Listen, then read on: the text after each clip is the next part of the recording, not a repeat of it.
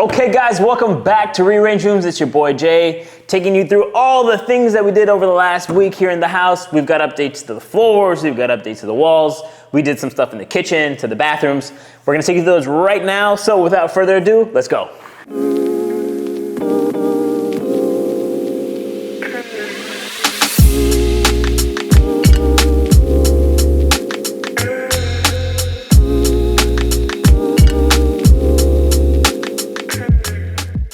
Okay, we are now inside the new kitchen layout. What I love about this kitchen layout compared to the last one, we have finally upgraded the island. If you guys remember in the previous episodes, or one of the ones in the beginning, our island was much narrower. It just did not fit very well in the space. So what we did, we put cabinets on this side and we put cabinets on that side. What that does is it gives you that much more space to store all of your shit. So for instance, if you've got, well, we don't have any handles on it right now, so we gotta grab it on the bottom, right? If you wanna put additional food, let's say you wanna make it into a pantry, you can do that. Let's say you got dishes that you only use when you have guests over for Thanksgiving, you could store them all inside here. Plenty of space for cabinets, so it's great for that. Over on this side of the kitchen, we have all of our cabinets along the wall. We took down the cabinets that were up here, and instead we're gonna install some shelves, put a really nice tile, and then a light to go with it, just to kind of really accentuate the kitchen, make it feel a little bit more luxe, and save some money too, because we don't have cabinets. Always think, how can I save money and still make something look great? The best way to do it, take down cabinets, put up shelves. Some people might feel some kind of way about the practicality of it, but I find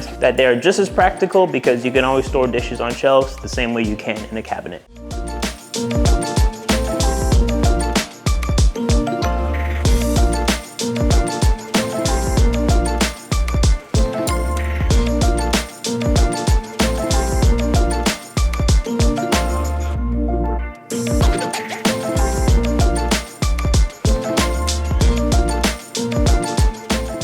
Okay, something I want to get into now are the appliances, because appliances have to be one of the highest ticketed items in your kitchen. And something to always remember, you don't have to buy brand new. I think a lot of people when they're flipping houses, they think, I gotta get brand new appliances. No, you don't. You really do not have to get brand new appliances. The best thing to do is actually to reuse appliances that were already there. Here's an example. Here's the microwave that was up on the wall. We took it down because one, we had to reposition the cabinets and we're doing new tile. So we had to take all of it down. Once we took it down, we looked at the condition of it, check for rust spots, check for what can be cleaned. It's actually in really good condition. So what we're gonna do, we're gonna get this deep cleaned. A deep cleaning is where you can pay a cleaning service to come in. They'll scrub out all your appliances, they'll go in your oven, they clean it out, they clean out your fridge. That's really what you wanna pay for. Because if you can spend $200 or $300 on a deep cleaning and save thousands on appliances, do it, because it would be such a great savings.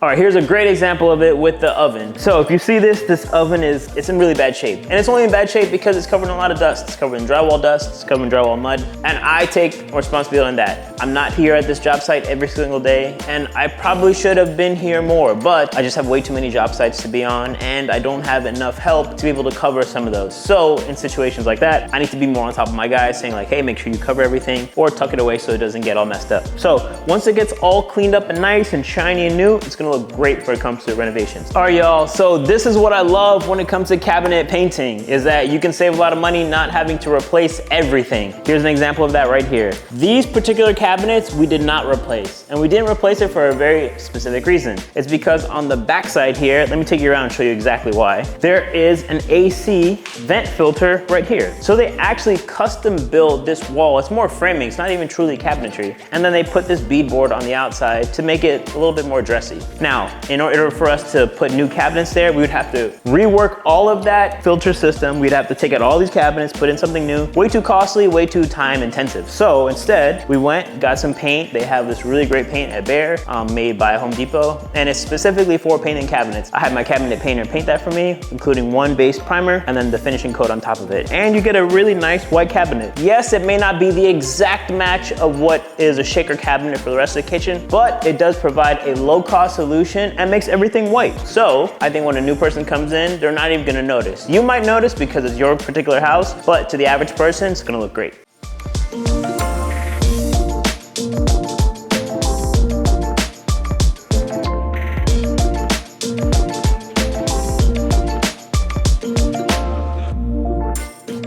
Okay guys, we are now inside the dining room, and what I love about this particular table that I picked up on OfferUp only cost me $50. Again, I can't stress it enough. If you're looking for furniture and you wanna save money, Facebook Marketplace, OfferUp, dumpster diving, they are such incredible ways of saving a ton of money and still making something look good in the end. This table is 4 feet wide, it's 8 feet long. It's gonna sit up to about 8 people, which is perfect for a space like this, because if you have a big family, or if you wanna add someone onto the end of it, you can probably seat another person, maybe 2 more on either end, which is great. If you see right here, this is another table that I picked up. The reason why I pick up multiple tables is because sometimes I don't really know what I'm gonna use. And sometimes I pick up one, I put it in a space, and I just don't like how it looks. So I'll save it for another house. This one in particular, this is a large wood slab. This one was a lot more pricey. This one was about $400, but this one has a much more luxe feel to it because it is more finished and it's got this live edge on the ends, which I think is absolutely stunning. The reason why I haven't picked it so far is because it has a very deep red undertone, and to me the floors have a very yellow undertone, and the two of them just kind of conflicted for me. But I do think with enough changes and enough edits around, we can make it work. Something that's also very important when it comes to staging your place is layout. The layout of how and where you place furniture matters so much, because you have to remember, people cannot see anything past what's in front of their face. So you really have to lay things out for them, otherwise they'll just be like, can I fit a sofa in here? They will have no clue. But when you start laying out furniture pieces all together, it'll start making it real in their mind. So what I've started so far here, I put a rug down. This is not the rug I'm gonna use in the space because it's way too small. But what it does is it at least allows me to start to see the space coming together. Something that is really peculiar about this space, you have the TV wall, which is right here, which is great, but what happens is, all right, someone wants to watch a movie. Well, the sofa then would be oriented this way, you'd face like that. But what happens is when you walk into the front door, that sofa turned this way really bisects your space. So I'm trying to find creative ways that don't meet the traditional means of watching TV square on with it, but can still work. So by placing the sofa here, moving a club chair over here, placing the rug down, I'm starting to visualize what it's gonna be like in the end. So stay tuned for the next update. Once I get some more furniture in that matches these pieces, you'll have a better idea what it's gonna look like.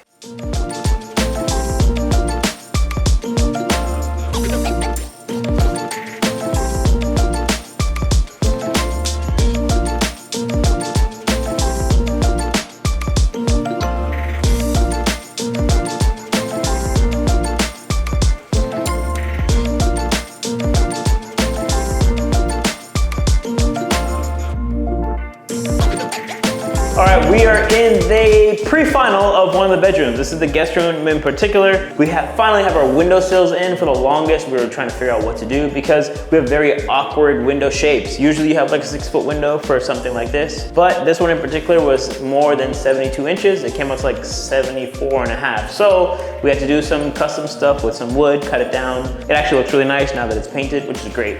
We have our baseboards in around the base of the walls, which is wonderful because this is where a space really starts to feel like a space. I think for most flippers, this is where they would call it done. For me, I don't like calling this done because it's not a bedroom, it's a room. And what I say by that is there's no furniture in here, so no one has a tie to this room, right? When the average person walks into a space just like this, they go, looks like a room, and they walk out. But with staging, with furniture, with giving a space a sense of character, a sense of soul, it's now gonna make an emotional relationship with the person that's walking into it. So it goes from being, that's a nice room, to, oh, I wanna live here. This is such a cute space. I can't tell you how powerful that is. So when it comes to these places and when it comes to finishing, always make sure you get to this point, but add furniture for a greater impact.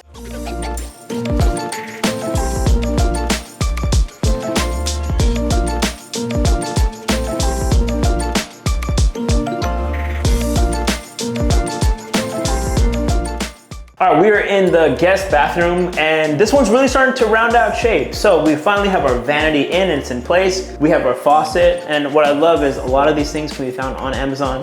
I got this on Amazon, I got this faucet on Amazon. In the final video, where I actually go through the house and break things down, I'm gonna actually tell you where you can find links to each one of the pieces that I buy, because one, they're great prices and they really fit your space and look really great too. So another thing that we did as well, we got all of our shower heads in, we got our fixtures in. This one in particular we've had some trouble with, and sometimes this happens when it comes to remodels. So this is the fitting that's supposed to go here for the hot and cold shower, or hot and cold water for your tub. The problem that we had is that this wall tile was so thick that they didn't make these guys long enough. So we're actually gonna have to come up with a creative solution. So I'm working with my plumber right now to come up with that. Find out in the next video exactly what we do. But outside of that, I think for the most part, everything in here is pretty done. The last thing we may consider is we're probably gonna put up some wallpaper here, and I have a really elegant mirror and light to finish out the space, so stay tuned.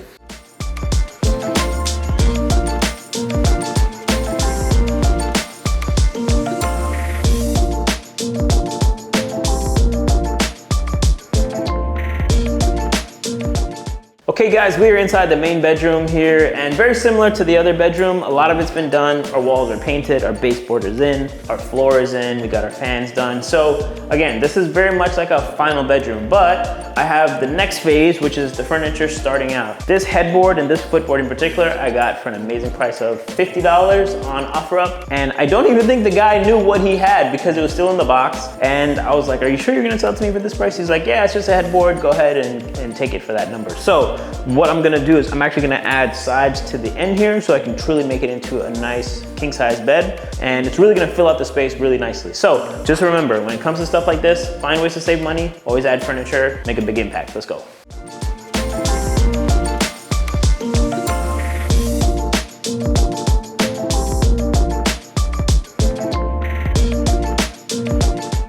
Okay guys, we're inside the main bathroom. What I love about this particular bathroom is the wallpaper and how it came out. I just think it turned up really great. And it does have a more feminine charm to it, which is good because when it comes to buying houses, women more often make the decisions to buy than the men do. So I try my best to cater more so to the women than I do for the men. So this one in particular, I'm gonna add some casing on the outside because it's a little short. If I would have went to the next size up in wallpaper, you're paying like an additional $200 for nothing. So that little bit of casing that goes up and it's gonna go around and come down, it's gonna act as a frame. So it's almost gonna be like a picture is hanging on the wall that is gonna use to be the backing for the vanity that's gonna go right here. So the vanity in particular, let me talk about that. That's this guy.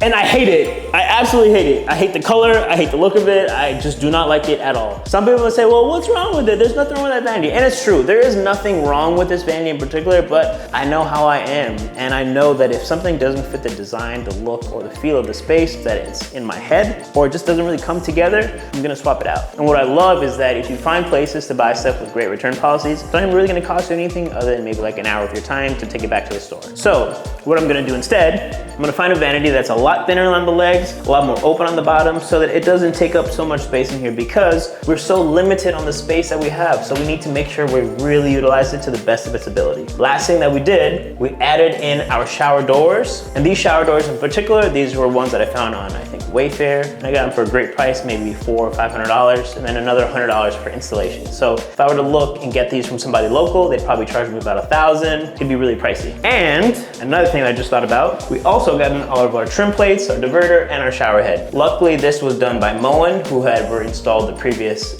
shower valves. So all I have to do is go on Amazon and find the shower valves that match that and the trim plates that match, and there you go.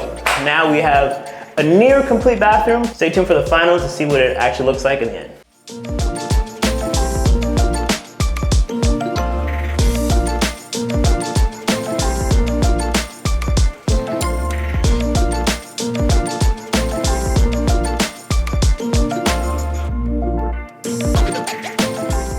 All right guys, we are now outside the house, and something I really want to talk about is the paint colors themselves. The reason why I want to talk about paint colors is because too many times people just pick a color at Home Depot, Lowe's, wherever they get paint from, Sherwin-Williams, and they paint the whole house, and then they see it in the end and they're like, yeah, it looks horrible. Trust me when I say always test your paint colors. Here's a sample of that. You may not even catch it in this video, but here's like a white green, here's more of a blue green, here's more of an off-white. And the reason why I do this is because I want to see what the paint looks like on on the body of the house, and more importantly, I wanna make sure that that paint dries. So when I'm actually comparing them, I put all my paint swatches together and I can look at them uniformly. Because when it comes time to actually paint the house, and I wanna make sure I pick one, when it comes to buying 5, 10, 15 gallons of paint, that's not something you wanna get wrong or have to paint twice. Okay, something that I just did with my painter, and that was to repair some of the patches that we had along here. And over here on this column, this one in particular, we had a lot of work to be done because it was starting to deteriorate. We had to scrape it. After we had it scraped, we had some stucco applied to it. That way we can clean it up, make it look really nice and neat. So when we go to paint it, we don't have to worry about a bunch of flakes and paint chipping, right? We're gonna have a nice clean surface to paint on without any issues. Something that we're also doing as well, as you can start to see, we already started. We're ripping out all of the plants along the plant bed here because they're absolutely hideous and they're only gonna get in the way because once we start painting, we're gonna be putting in new plants here anyway. So with new mulch, new plants, and a new front, this house is gonna start to change. Can't wait.